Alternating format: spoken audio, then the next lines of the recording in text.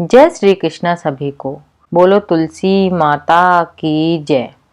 अब मैं आपको सुनाने जा रही हूँ कार्तिक मास महात्म अध्याय 10।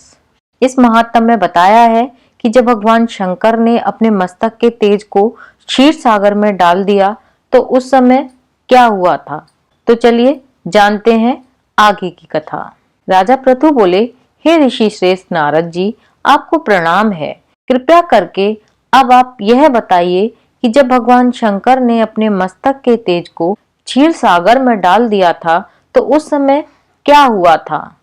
तो इस पर नारद जी बोले, हे राजन, जब भगवान शंकर ने अपना तेज क्षीर सागर में डाला था तो उस समय वह शीघ्र ही बालक होकर सागर के संगम पर बैठकर संसार को भय देने वाला रुदन करने लगा।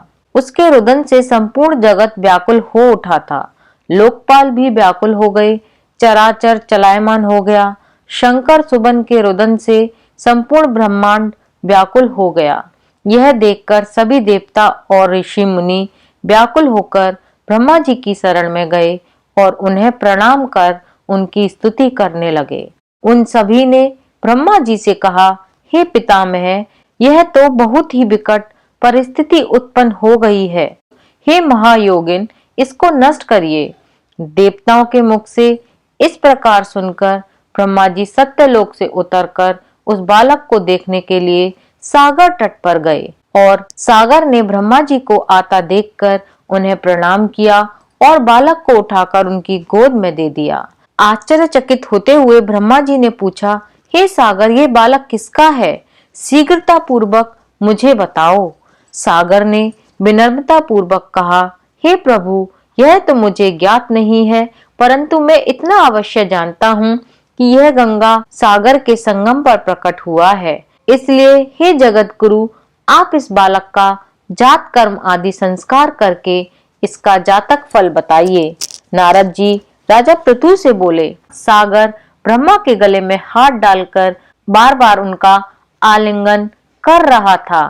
फिर तो उसने ब्रह्मा जी का गला इतनी जोर से पकड़ा कि उससे पीड़ित होकर ब्रह्मा जी की आंखों से आंसू बहने लगे।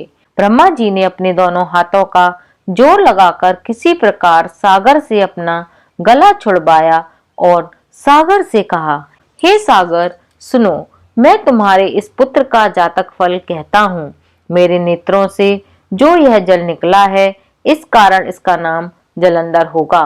उत्पन्न होते ही यह तरुणावस्था को प्राप्त हो गया है, इसलिए यह सब शास्त्रों का पारगामी, महापराक्रमी, महावीर, बलशाली, महायोद्धा और रण में विजय प्राप्त करने वाला होगा। यह बालक सभी दैत्यों का अधिपति होगा। यह किसी से भी पराजित न होने वाला तथा भगवान विष्णु को भी जीतने वाला होगा। भगवान शंकर को छोड़कर यह सबसे अभद्य होगा। जहाँ से इसकी उत्पत्ति है यह वहीं जाएगा। इसकी पत्नी बड़ी सतीव्रता, सौभाग्यशालिनी, सर्वांग सुंदरी, परम मनोहर, मधुर वाणी बोलने वाली तथा शीलवान होगी। सागर से इस प्रकार कहकर ब्रह्मा जी ने शुक्राचार्य जी को बुलवाया और उनके हाथों से बालक का राज्याभिषेक कराकर स्वयं अंतर ध्यान हो गए। बालक को देखकर सागर की प्रसन्नता की सीमा नहीं रही। वह हर्षित मन से घर आ गया। फिर सागर ने उस बालक का लालन पालन करके उसे हष्ट पुष्ट कर दिया। फिर काल नेमी नामक असुर को बुलाकर वृंदा नामक कन्या से विधि पूर्वक उसका विवाह कर दिया। उस विवाह में बहुत बड़ा उत्सव हुआ। श्री शुक्राचार्य के प्रभाव से पत्नी सहित जलंधर दैत्यों का राजा हो गया। इसके आगे की कथा हम अगले अध्याय में सुनेंगे। बोलो तुलसी माता की जय। बोलो शंकर भगवान की जय।